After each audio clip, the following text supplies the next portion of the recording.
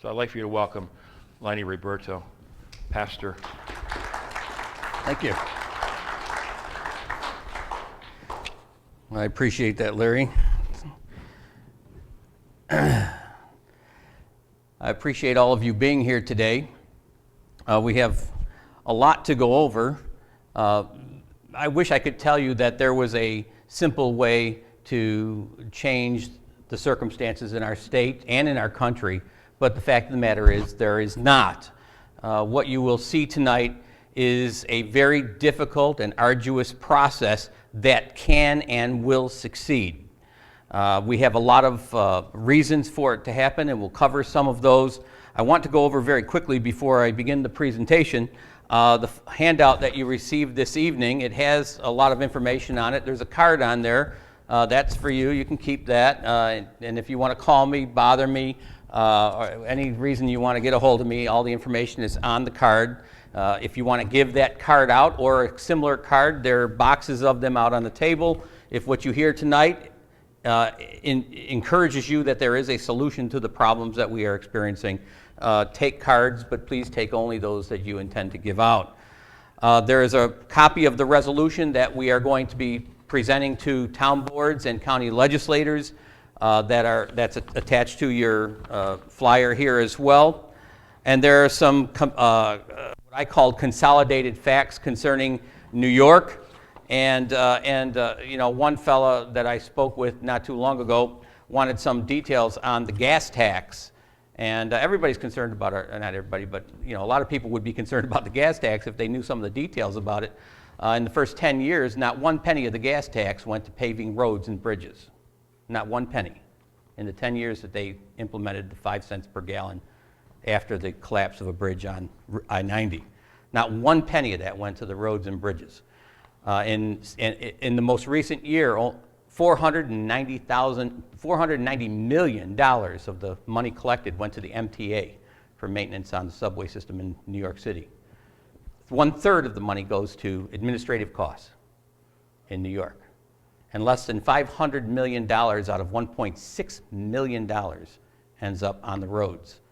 And only 22% total ends up on the roads. So you can see that we're paying an extraordinary amount of money in gas tax, but it ain't ending up on the road where it's supposed to. And on the back, the last page, is a petition.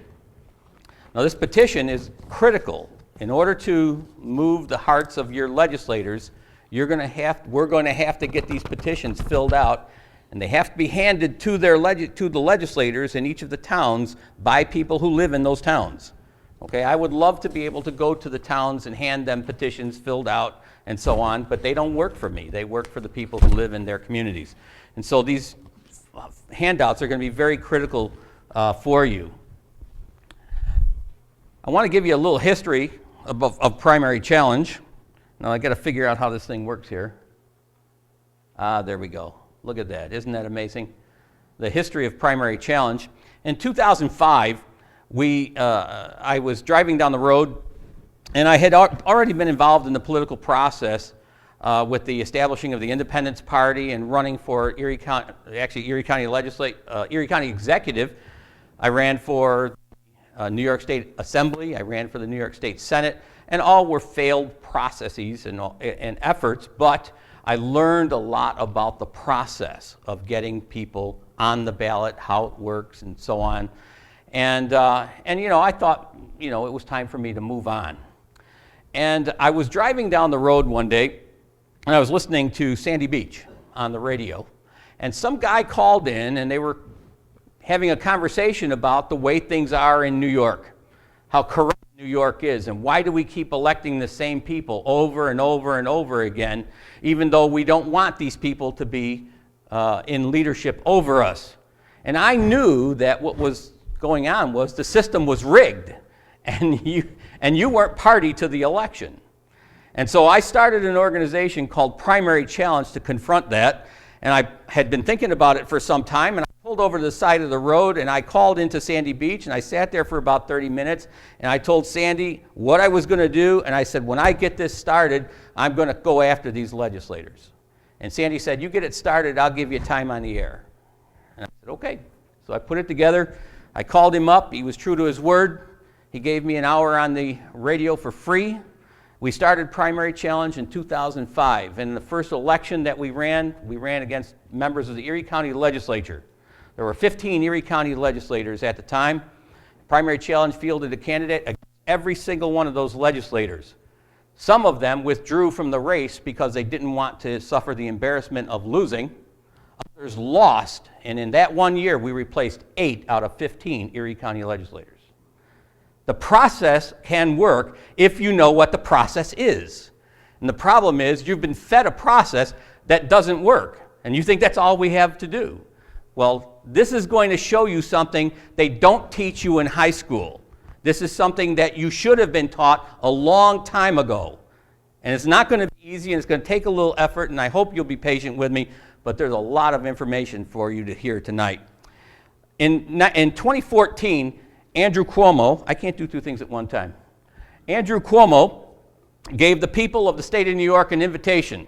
He said, if you're right to life, pro-assault weapon, anti-gay, conservatives have no place in New York. In all the time he's been governor, that's the first time I agreed with him. There's no place in New York for conservatives in New York. And so the obvious answer to our problem is we should all leave. And that's exactly what we're going to do. We're going to take 53 counties in New York, and we're all going to leave New York. Primary Challenge is launching, as a matter of fact, today is the official launch of this project, which we have called the New Amsterdam Project. And what that project means is that we're going to take the 53 counties of upstate New York, and we're going to segregate them as a separate political entity from the state of New York.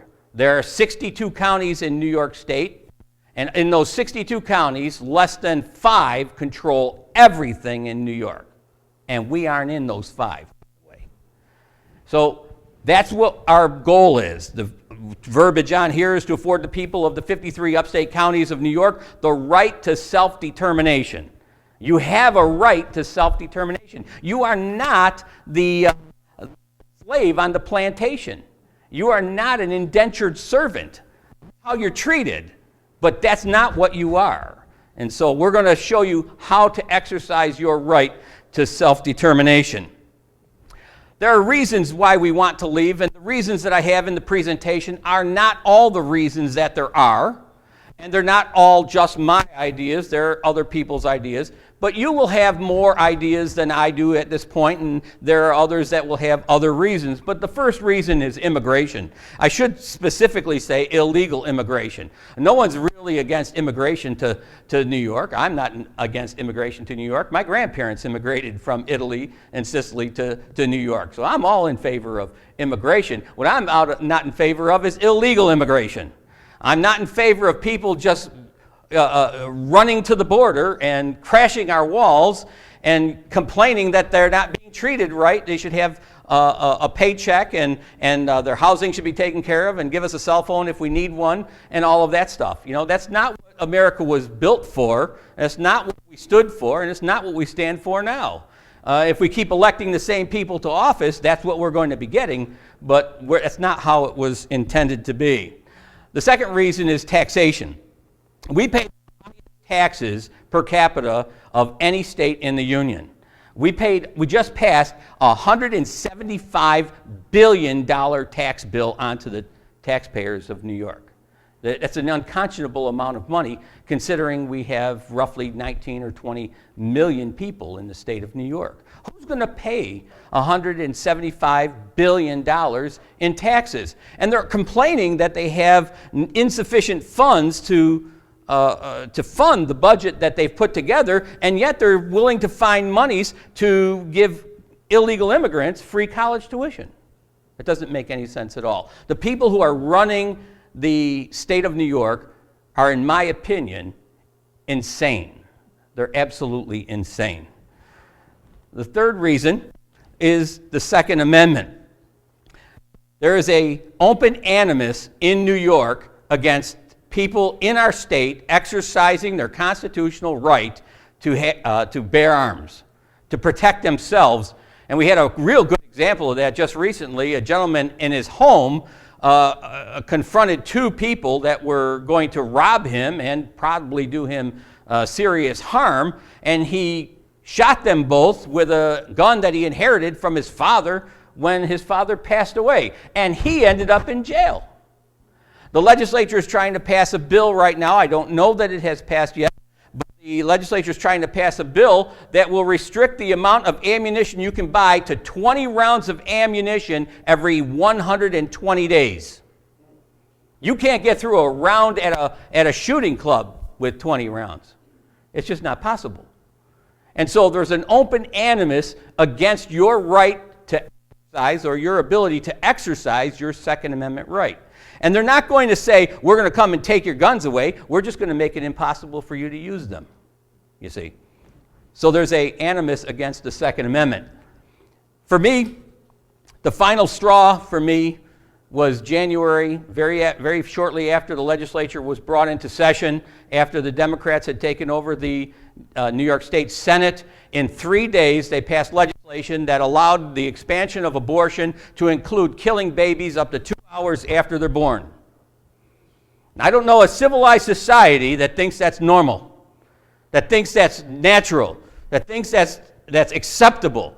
But this preacher said enough is enough. And it's time for all of God's people, even if you're not regularly attending a church, just use your common sense. You don't kill babies after they're born. It's bad enough we're killing them before they're born. The other reason is the issues. The legislature just passed a bill, I forget what they call it, the gender bill, gender rights, where they don't allow discrimination between those who are transsexual, transgendered, want to dress up like girls and pretend they're girls. You know that now a man, can decide. I should correct that. We got to edit the tape there, Dave, but I don't think some guy that decides he feels like a woman going into a girl's bathroom should be called a man. But the law allows any person, any male that feels like a woman to go into a woman's bathroom and use the facilities in a woman's bathroom. That's an open invitation to pedophiles to abuse our young girls. And those who say it's not going to happen, it just happened 3 weeks ago. An older fella, an adult, walked into a girl's bathroom, said he felt like a woman, and abused a 10-year-old girl. Listen, we are not going to stand by and allow this to continue. And continue to do nothing, nothing's going to change. Okay? And so we have to change what's going on in government. This is how we're going to change it. There's a map. This is a borrowed map, courtesy of another organization called newamsterdam.org. And with permission, I'm using their map. There are 62 counties in New York State. 9 of them are in blue, and the remaining 53 counties are in red. It has, over the years, been called New Amsterdam, and so for that reason, we are referring to it as the New Amsterdam Project. I don't care what they call it, as long as they don't call it New York when we're done. Amen? I just want to get out of this lunacy that we're in right now. There's a legal basis for doing what we're doing, and I want to distinguish what we're doing from what has been done over the past 30 years. People like Dale Volcker and Steve Hawley and other legislators in the New York State Assembly and Senate have all talked about separating New York into 2 separate states. Now, there's 2 problems with that. One, it's never going to happen because they're not going to let it happen. And the other one is it's illegal. You can't do it. Well, why are we here? Why are we here? If it's not possible, why are we here? Because there's a process that creates the second step. That's not a part of this project, but it's the second step that we will ultimately take. But you can separate 53 counties into a separate political entity independent of the state of New York, and it will become a territory of the United States, like Washington, D.C., Puerto Rico, Guam, the Virgin Islands, will be exactly the same as they are. And so to think that, we're going to open conflict with the United States government, that's just lunacy. The process is referred to as what we're putting here as the consent of the governed. Where does that come from? It comes from the Declaration of Independence, and most people can recite these first few lines of the Declaration of Independence and give us the first three fundamental rights that are mentioned in the Declaration of Independence. We hold these truths to be self-evident, that all men are created equal, that they are endowed by their Creator. I want you to notice that. They are endowed by their Creator with certain unalienable rights. That means that those rights cannot be taken away from you. The government didn't give them to you. The government cannot take them away. And these rights are the right to life, liberty, and the pursuit of happiness. And if you ask anybody what the Declaration of Independence says, what rights are guaranteed in the Declaration of Independence, this is likely the answer that you're going to get. We have the right to life, liberty, and the pursuit of happiness. The Declaration goes on to say, it says that to secure these rights, governments are instituted among men, deriving their just power from the consent of the governed. You see, they have to have your consent in order to have both moral and legal authority. And absent from your consent, they cannot have moral and legal authority. And if there is a mechanism to give consent, there has to be a mechanism to take that consent away. And so there is, and it's in the Declaration of Independence. It says, to secure these rights, governments are instituted among men, deriving their just powers from the consent of the governed. And the fourth of the fundamental rights that are in the Declaration of Independence that no one ever talks about is this, that when any form of government becomes destructive to these ends, it is the right of the people to alter or abolish it. You have the right. It is an inalienable right. It cannot be taken away from you. It was given to you by God, the right to alter and abolish the government. And that's what we're going to do. We're going to take the consent to govern away from the state of New York in 53 counties in the state of New York, and we're going to establish a separate political entity called New Amsterdam, or whatever it's called at that point. The Declaration of Independence goes on to say, concerning this fourth right, now keep in mind, it's given four fundamental rights: the right to life, liberty, the pursuit of happiness, and then it says the fourth right being the right to alter and abolish the government. The only right mentioned twice is the right to alter and abolish the government.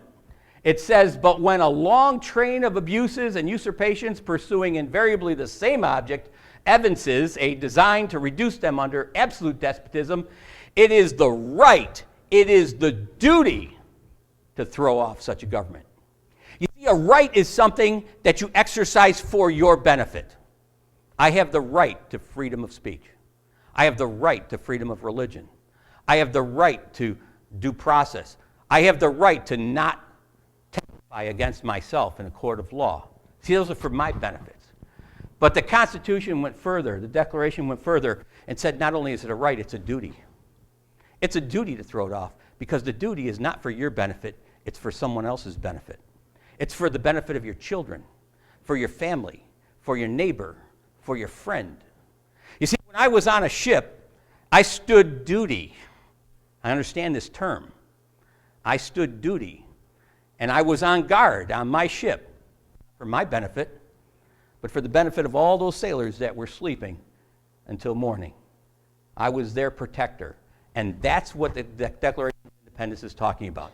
It is a right, but it is also a duty to throw off this government. American history gives us a real good example of this. The existence of the United States is a testament to the right of the people to withdraw consent. Our forefathers made the same mistake that we have been making for the past 30 years.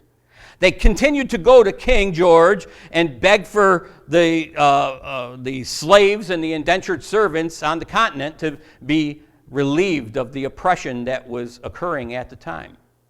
And year after year after year, delegation after delegation after delegation went. And the king just thought to himself, nah, I don't think so. Our legislators have been doing the same thing for the last 30 years. going to Albany, where our king is, and asking for the peasants that live in this end of the state to give us relief. And you know what the answer was? Nah, I don't think so. Same answer that King George gave our forefathers. And our forefathers understood and came to realize that they did not need the king's consent to separate themselves from England. They took upon themselves to exercise the right to withdraw consent and to establish a country that we call the United States of America. Now, they didn't have a process in place like we do that will allow us to do it without the shedding of blood. But we have a process. It's hard. It's going to take time. 3 to 5 years is what I've been saying. 3 to 5 years to get this done. But it can be done. I can tell you this, if we continue to ask legislators in Albany to propose legislation to split New York into 2 states, not only will you die, but your children will die and their children will die before that happens. This is not going to happen. This can happen.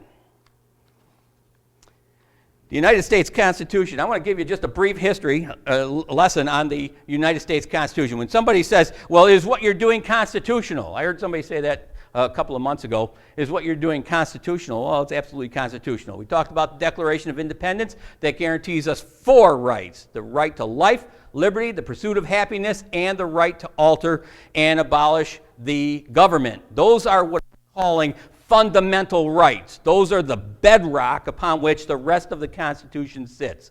Everything else in the Constitution is designed to enforce or to allow the execution or the enjoyment of those 4 fundamental rights. The second part of the Constitution is the actual, what we call the Constitution. And that Constitution established a government with few and enumerated powers. And if you carefully read the Constitution, you'll find that there are either 17 or 18, depending on how you read it, 17 or 18 specific powers given to the government that we created in 1787. No rights are given to you or me or enumerated in the Constitution. Only the boundaries around government were established by that Constitution. It established how many legislators we would have. It would establish the bicameral legislature. It established the office of president, the Supreme Court, and inferior courts, and so on, how taxation was supposed to happen. Anything that government does outside of that Constitution is illegal. It's unconstitutional. Like welfare. That's not constitutional. Like giving cell phones to people. That's not constitutional. Like college tuition. Not constitutional. There is no power in the United States Constitution that allows the federal government to give these things away. And we've allowed our government to assume powers that it simply does not have. One research organization said that the United States government is now, of the things that the United States government is doing, 80% of what it does is unconstitutional. There's no constitutional basis for it. And then in 1791, we added the Bill of Rights. Those are your rights. The right to peaceably assemble, the right to freedom of speech, the right to freedom of religion, the right to redress of grievance against the government. The Second Amendment, the right to bear arms. Why? Because the Bill of Rights are specific rights that you need to have in order to enjoy the rights that are fundamental in the Declaration of Independence. The right to life, liberty, the pursuit of happiness, and in order to alter and abolish the government, you had to have the Second Amendment, the right to bear arms. And so the attempt to take that right away is an attempt to destroy the fundamental, the foundation of the Constitution of the United States. This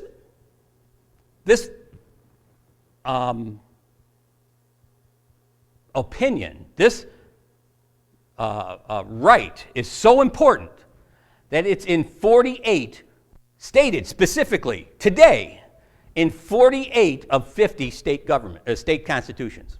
If you read all the state constitutions, and I have, 48 out of 50 states currently have this verbiage in it, and in some places they change the verbiage just a little bit. It says the people have the right to alter or abolish the government. And one constitution, I took it out of there, source of political power to be the people, and at all times the people have the right to alter and abolish the government when it becomes destructive to these ends.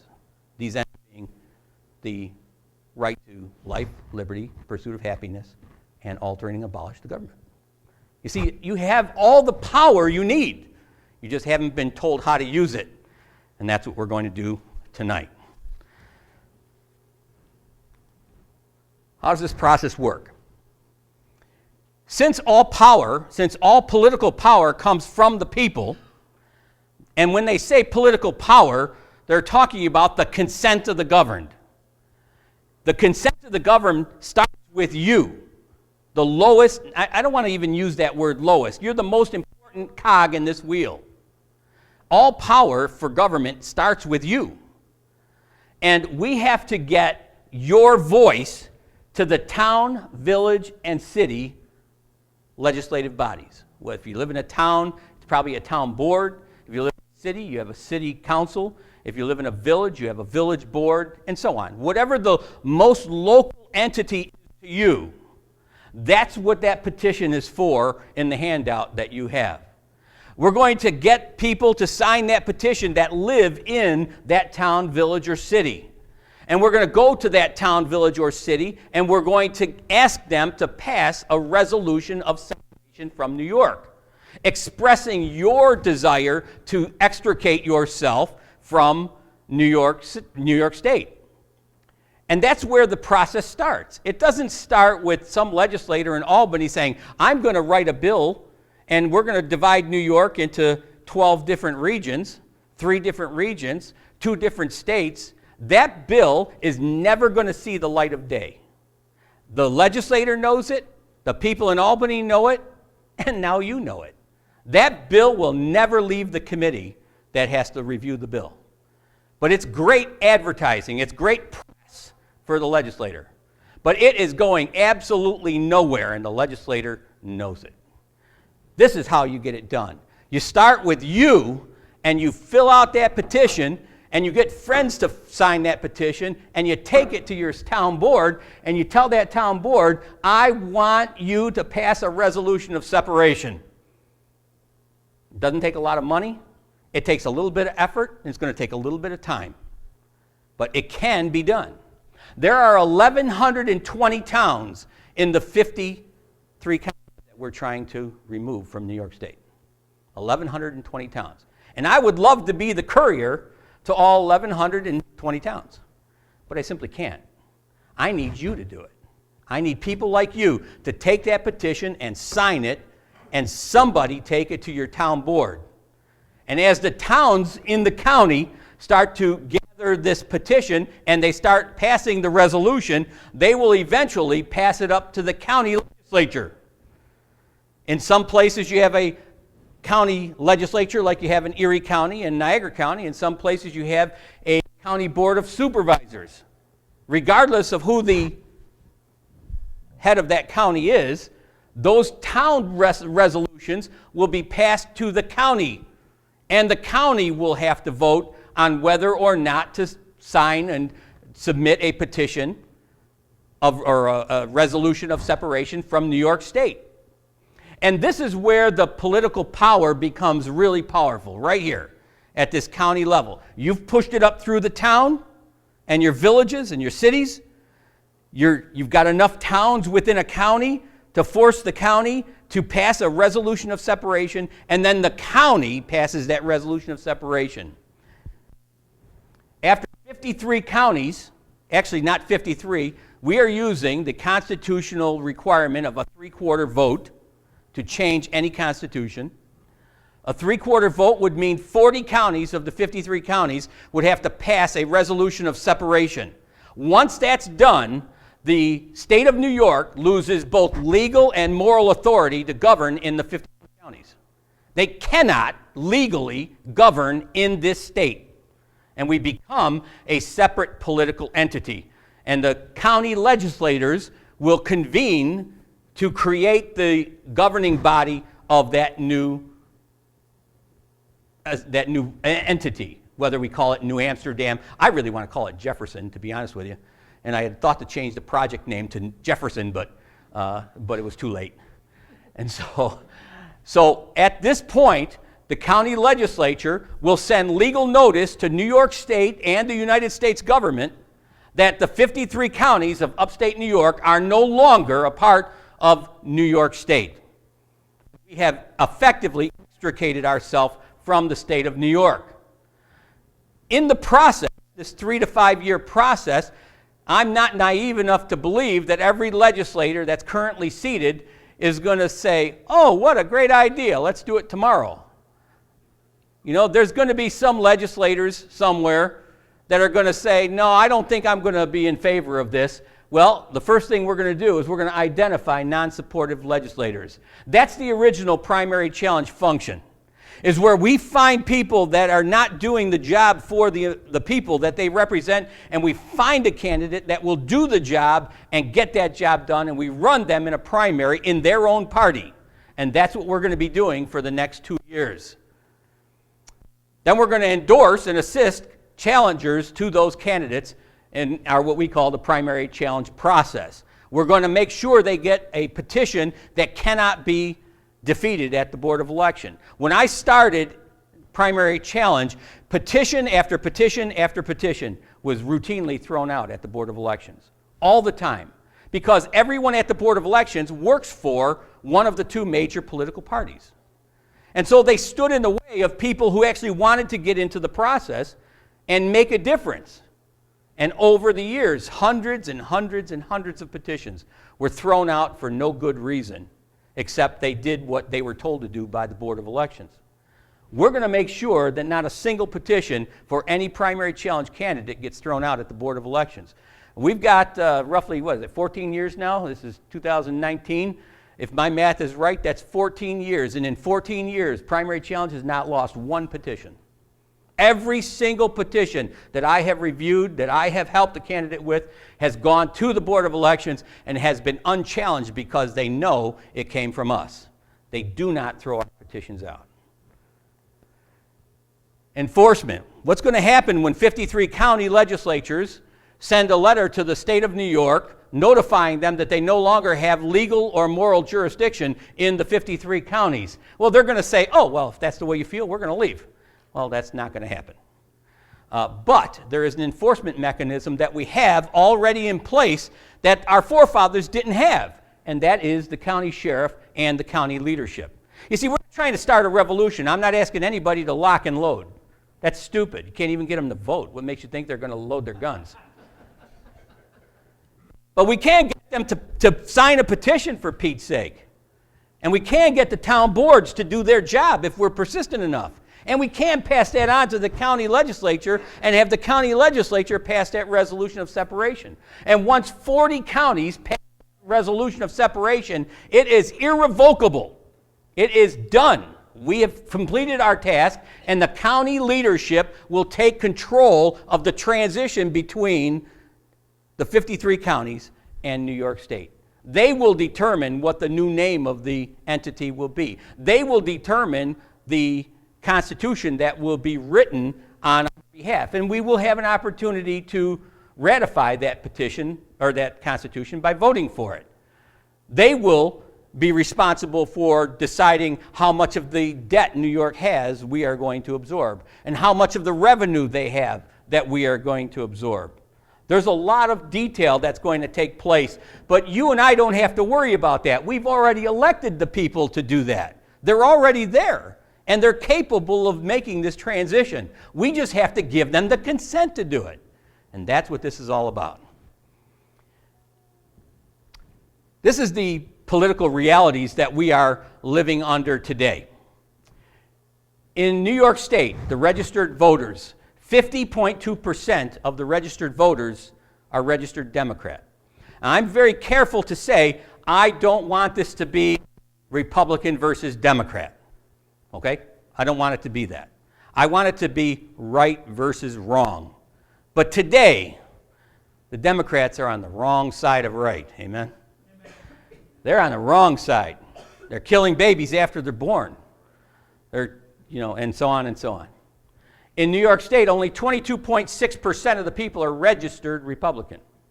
With those numbers, if every Republican voted twice, you couldn't elect a governor, you couldn't elect a controller, you couldn't elect an attorney general. Where it's hard enough to elect anybody anymore in New York State. But 22.6%. But of that remaining 27.2%, there is a significant block of people who are called blank.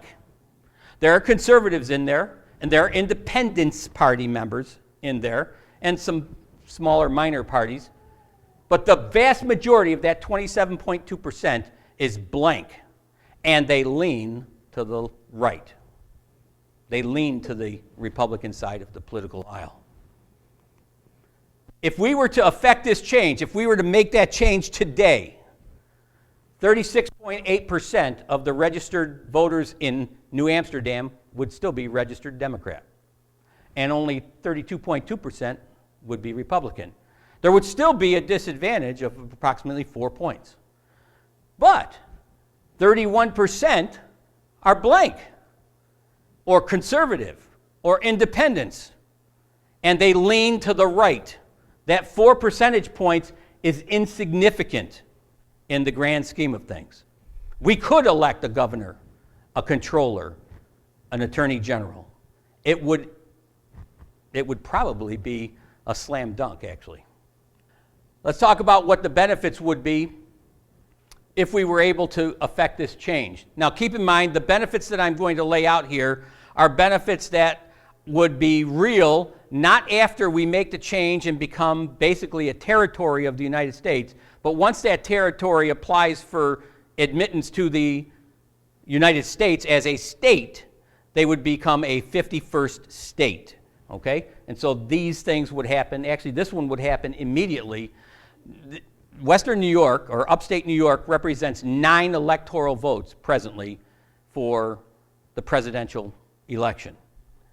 Immediately, New York City would lose 9 electoral votes. That's the first thing that would happen. In a close presidential election, that's huge. That's huge. And not only is it huge, it actually gets bigger, because if we do apply for, not if, when we apply for statehood and when we are allowed to become a 51st state, those missing 9 electoral votes will very likely be Republican votes. So the swing is not 9, it's 18. And that's huge in a presidential election. We could be the key voting bloc for the next, not next, but probably the next election after that. Because of that, if we became a separate state, we would have 2 U.S. senators. And those two additional U.S. senators would dramatically change the complexion of the current U.S. Senate. There are currently 100 senators up there. 2 more that are leaning right would make a big difference up there. We would have greater influence in federal appointments. You all saw what happened with Judge Kavanaugh. And the dragging of appointments to the federal bench and the attorney general and all of the presidential appointments that are being dragged through the mud, a lot of that would change because of the 2 people you just put into the U.S. Senate. And then we would have a constitution that's reflecting the values of upstate New York, not New York City. You know, and this is just kind of a commercial. We have a constitution in New York State. It's being completely ignored by the leadership of New York State. So it's not just important to have a constitution, it's important to enforce it. And we could have a constitution that we not only agree with, but that we're willing to enforce. I'm going to make sure I hit the right button. How does the process work? We talked about it just a little bit earlier. We find volunteers for each of the towns. I can't run a petition and present it to the town of Lockport, Clarence, Newstead. I don't live there. I need people who live in those towns to volunteer to be the voice of this project so that you can be the spear that goes into the heart of the problem that we're facing. We need people to run that petition and get people to sign it so that your legislators at the lowest level will pass that resolution of separation. We need places to hold a public meeting. And I've been holding pastors' feet to the fire ever since I started this. I've believed this for a long time, and I'm becoming much more vocal about this. We are where we are because pastors removed themselves and their churches out of the public square. We are where we are because pastors are not willing to say, "Thus saith the Lord." We are where we are because they stood silently while babies were being killed, while homosexuality, which represented 0.5% of our country, took over the entire political arena. And it's time for pastors to wake up and smell the coffee. It's time for them to grow a spine and put themselves and their churches back in the political arena. If churches in New York State stood up en masse, this could happen in 2 years. It's not going to, because too many pastors won't pull up their panties. We need pastors with a spine.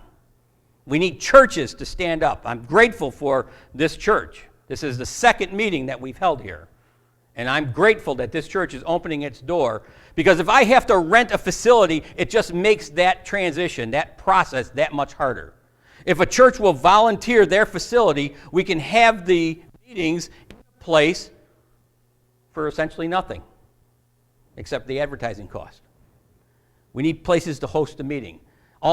Anybody here that's part of a gun club, you need to host a meeting at your gun club. I've been hosted already twice by the Gun Owners of America on their radio program. I've been to their meeting in Henrietta, and I'm going to go to their meeting in Henrietta again. Gun owners need to jump on board and get this done, because the state of New York is coming after you. We need financial support. I wish, when I started Primary Challenge in 2005, I owned my own manufacturing company, and I milked that thing dry launching Primary Challenge. I didn't go around asking for money. I paid the $2,000 to WBEN for the airtime. I paid for the room at the Holiday Inn. I paid for the meal for 75 people that came to that first meeting. I paid all of those expenses. I asked for nothing. I paid for all of the advertising everywhere we went. I don't own a company anymore. I don't have that kind of money anymore. I've used every dime over the last 14 years that I have earned to try and give our people the government they deserve. And I'm asking now for your help financially. I cannot do this alone. We are going to go from one meeting to the next meeting based on how much money we have. The next meeting, we're hoping, will be in Erie County. It's going to cost us no less than $3,000 for the airtime necessary to advertise that meeting. And I don't have it. So I need your help financially. We need to tell others. We have a nice crowd here tonight. I would have liked to be 200.